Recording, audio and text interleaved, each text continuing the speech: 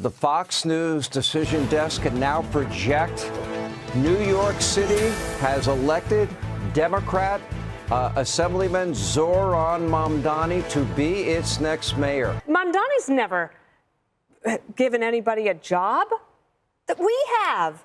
The taxpayers have. The Democrat Party is now exposed for being the Communist Party. This is not socialist. This is communism. My goodness, we've got a socialist, anti-Semite, pro-Hamas guy as mayor of New York. He's been called anti-Semitic a bunch of times during this campaign. He could have eased that during his speech and didn't. In fact, he spoke in Arabic. I mean, this is a guy who does embrace Marxist economics. He claims he's going to lower everyone's costs by having the government run grocery stores, and the only people that would think that would work are people who have never studied a lick of history. The only thing that Zohran Mamdani didn't promise to New Yorkers today was a pony for every 10-year-old girl.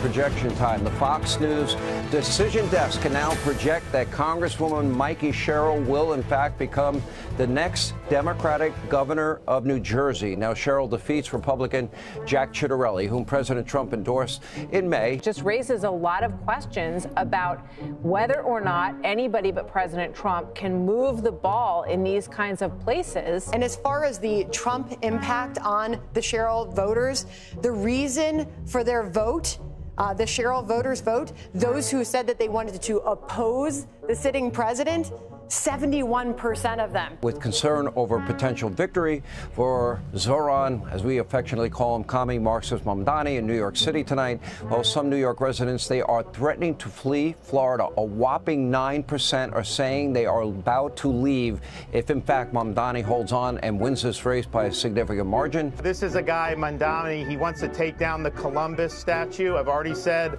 if they take that from Manhattan, we'll take it in Florida. There he is, the new mayor of New York City, the Democratic Socialist, who has been called by many an anti-Semite. If you would have asked me if somebody with the views of Zohran Mamdani could ever win and be mayor of New York City, I don't think I would have believed it a decade ago. I don't think I would have believed it 5 years ago, even with de Blasio in office. Fox News decision desk can now project that Democrat Jay Jones will become Virginia's next Attorney General, defeating the Republican incumbent, Jason Miyares. I'm not really surprised. I had hopes for New Jersey.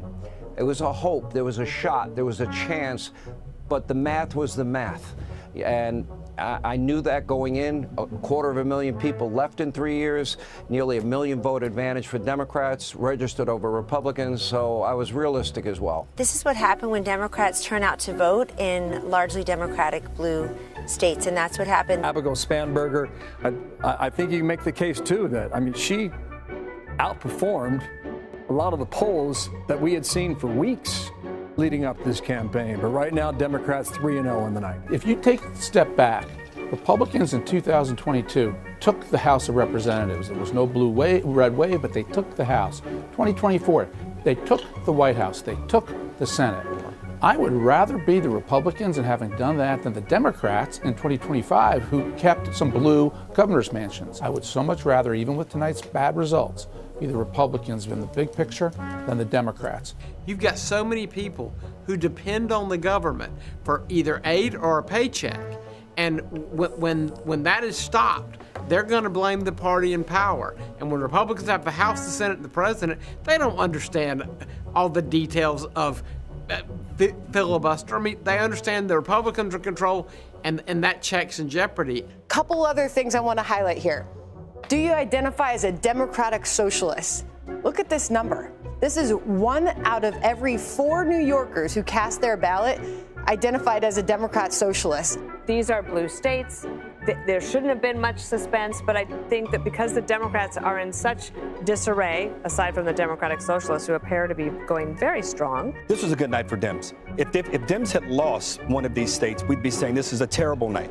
Dems won by 14 points in both Virginia and Virginia and New Jersey. And we won the Supreme Court races in Pennsylvania, and we retained the Public Service Commission seats in Georgia. President Trump is weighing in. He just posted on Truth Social, quote, Trump wasn't on the ballot and shut down were the two reasons that Republicans lost elections tonight. Charlie Hurt. That's a very Trumpian message. And everything I think we've seen tonight suggests that when he's not on the ballot, even if he's trying to influence the ballots, if he's not on there himself, his voters are much less interested than they might otherwise be. Donald Trump is sort of like kryptonite in a place like Virginia. Virginia is never going to, even Republicans are sort of a little bit wary of Donald Trump. I think we have the front cover of tomorrow's New York Post, which says, on your marks, get set, Zoe, socialist Mamdani wins race for mayor, the red apple. President Trump, who probably was up watching, also posted this on Truth Social, and so it begins. And as always, if the president would like to call in and respond to Zohran Mamdani, we've got a phone and we would happily put you on. This is the city that welcomed my once immigrant parents, my Jewish parents, my family. This is the city that welcomed all of us to the United States of America. It made me so proud to be born in this country and to be an American. And now this city is being run by someone who stands against most of the values that originally welcomed in my own family. The Democratic Party is the party of socialists. There was a recent poll out from Data for Progress, a left-wing organization. It found 51% of likely Democratic voters preferred the Sanders, AOC, Zohran Mamdani types over people like Chuck Schumer, Hakeem Jeffries, Nancy Pelosi. The Democratic Party is moving left. They're moving organized. They're organized and they're radical. This is resentment politics. This is grievance politics. This is you have something and I'm going to take it from you and give it to my supporters. The socialists have taken over the leadership of their party.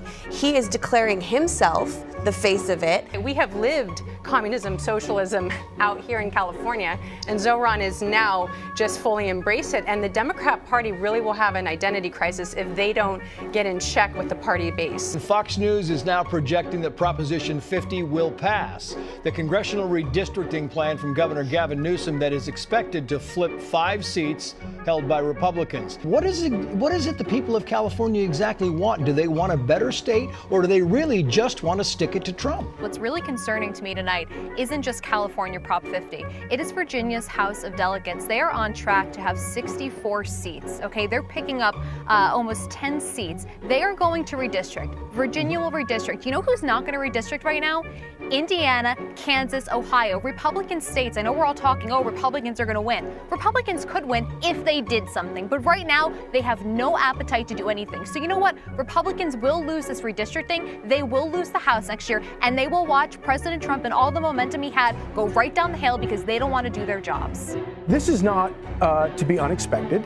I don't think that it's not a bad night for Democrats, but I don't know that you can really spike the ball here. To see this Jew-hating communist now take the helm of the party de facto is going to be interesting. He is splintered off, and now it's the radical socialist and, in my opinion, communist party. Without Donald Trump, we are not going to be able to compete with the Democrat Party like this. These questions about the economy continue to be raised. It was obviously a very disappointing night for Republicans, and in almost every county you saw it get farther blue than it was last year. But it's a tough night for Republicans. In this sense, and I honestly feel bad. I have friends of mine in New York. My phone is blowing up. They are officially depressed and scared. And as Martha pointed out earlier, a full 9% of people say that they will leave if he in fact got elected. So Donald Trump, since I know you're watching, I have 4 words for you. Turn the volume up.